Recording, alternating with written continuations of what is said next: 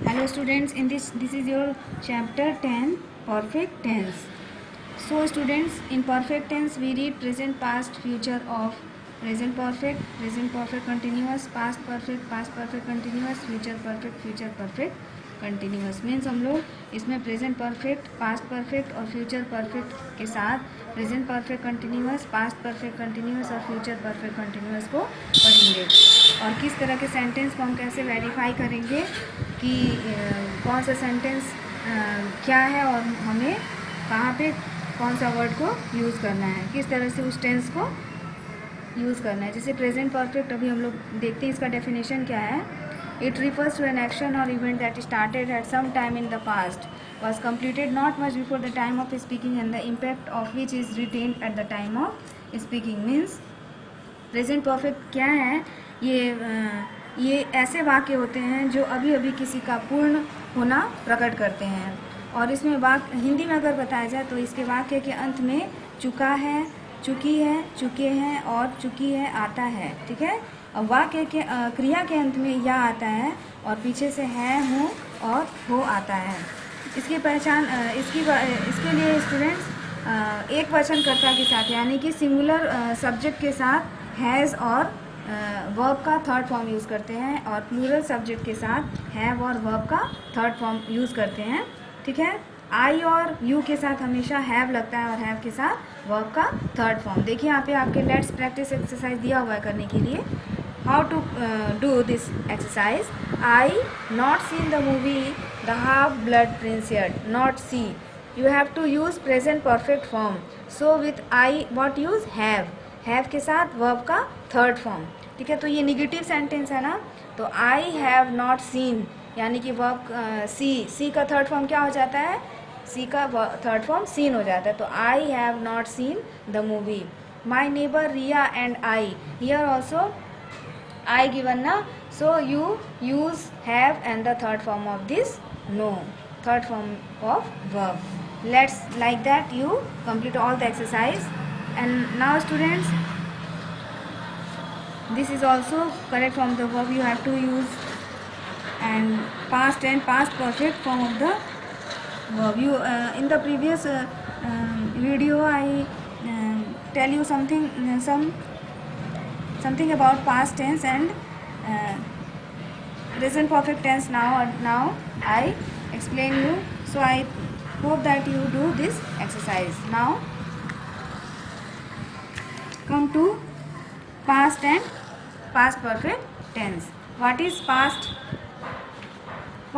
perfect tense, student? There is past perfect tense here.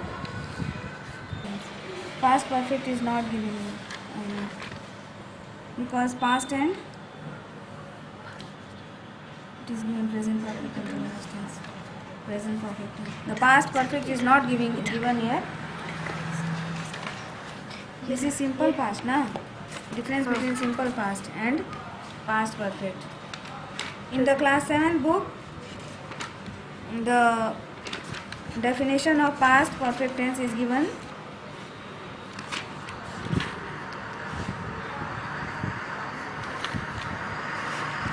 Past perfect tense, look here.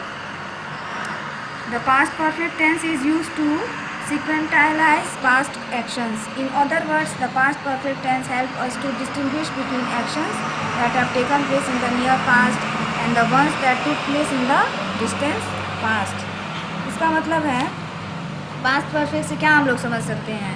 Past perfect से हमें यह समझ में आया है कि दो कार्यों का करना या होना पाया जाता है इसमें, और एक कार्य पहले हुआ मतलब हो चुका रहता है और दूसरा कार्य बाद में होता है.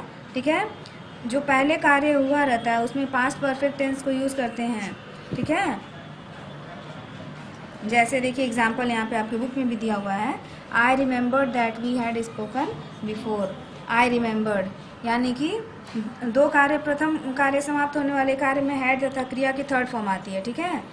जो पहले कार्य खत्म हुआ उसमें हैड और क्रिया की यानी कि वर्ब की थर्ड फॉर्म आती है, और जो बाद में कार्य ख़त्म होता है उसके लिए पास्ट परफेक्ट टेंस यूज़ करते हैं. यानी कि इसमें दो कार्य हुआ रहता है, एक कार्य जो है वो पहले ख़त्म हो चुकी होती है और दूसरा कार्य बाद में ख़त्म होती है। यानी कि पहले कार्य जो ख़त्म होता है उसमें हम लोगों को हैड तथा वर्ब की थर्ड फॉर्म यूज़ करते हैं, और जो बाद में कार्य ख़त्म होता है उसमें हम लोग वर्ब की सेकंड फॉर्म यूज़ करते हैं, यानी कि पास्ट फॉर्म यूज़ करते हैं, सिंपल पास्ट यूज़ करते हैं। देखिए, I remember that we had spoken before, ये वर्ब की पास्ट फॉर्म है और ये आपकी हैड और हैड के साथ वर्ब की थर्ड फॉर्म है। नाउ स्टूडेंट, अब देखिए आपके एक्सरसाइज यहाँ दिए हुए हैं जो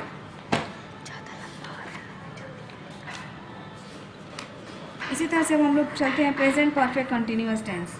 प्रेजेंट परफेक्ट कंटिन्यूअस टेंस बहुत ही इजी है, देखिए आपको समझ में आ जाएगा। प्रेजेंट परफेक्ट कंटिन्यूअस टेंस होता है क्या, it is refers to an actions events condition that started in the past and is going on till the time of speaking. Okay, यानी कि इस वाक्य में इस समय तक कार्य पूरा हो चुका हो और अब भी कार्य होने का समय दिया हो, ऐसे वाक्यों को, ऐसे सेंटेंस को प्रेजेंट परफेक्ट कंटिन्यूअस टेंस कहते हैं।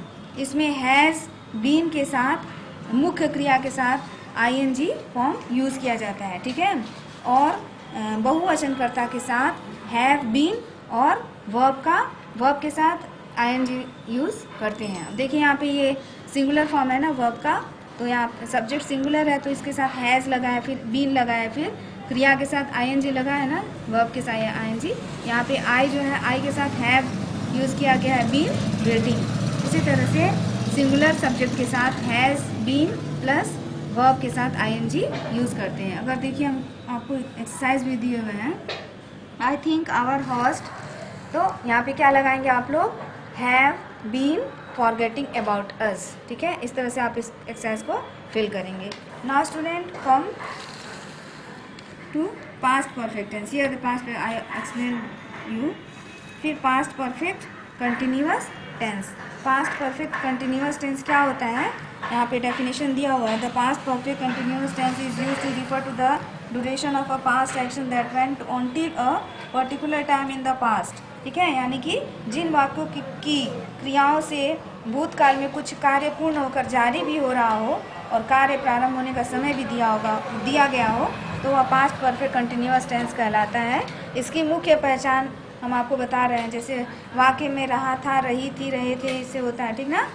और इसमें हैड बीन प्लस जो मेन वर्ब है उसके साथ आईएनजी यूज़ किया जाता है, ठीक है। यानी कि यहाँ पर चाहे वो करता, यानी कि सब्जेक्ट आपका सिंगुलर हो या प्लूरल हो, आप दोनों के लिए हैड यूज़ करना है और हैड के साथ बीन लगाना है, हैड बीन, और जो मेन वर्ब है उसके साथ आईएनजी यूज़ कर देना है। कुछ एक्सरसाइज यहाँ दिए हुए देखिए। द फिल्म ऑलरेडी, क्या होगा यहाँ पर, had been started when we के साथ क्या लगाओगे, हैड लगेगा। When we had been reaching the theatre. Past perfect tense और past perfect continuous tense form of the verb in the brackets. अब समझ के इसको you do. Future perfect continuous tense. Future perfect continuous tense क्या होता है, अब देखिए यहाँ पे दिया हुआ है, वाक्य में refers to a longer action at a particular time in the future। यानी कि वाक्य में पहचान इसकी होती है, ता रहेगा, ते रहेंगे और ती रहेगी यदि फ्यूचर कंटिन्यूअस टेंस आते हैं, परंतु अंतर यह है कि इन वाक्यों में समय भी दिया गया होता है, ठीक है। कुछ एग्जांपल्स देखते हैं हम लोग फ्यूचर परफेक्ट कंटिन्यूअस टेंस का। जैसे Mister Dube will have been working in our school, तो इसमें क्या है, हम लोगों को कैसे यूज़ करना है, इसमें फर्स्ट पर्सन आई और वी के साथ हमेशा, फर्स्ट पर्सन आई वी के साथ हमेशा शैल हैव बीन और मुख्य क्रिया के साथ आईएनजी यूज़ किया जाता है, और सेकंड पर्सन और थर्ड पर्सन अर्थात ही, सी, इट और दे के साथ विल हैव बीन प्लस मुख्य क्रिया प्लस आईएनजी यूज़ किया जाता है। So student, I hope that you understood all these. Afterwards you fill all the exercise.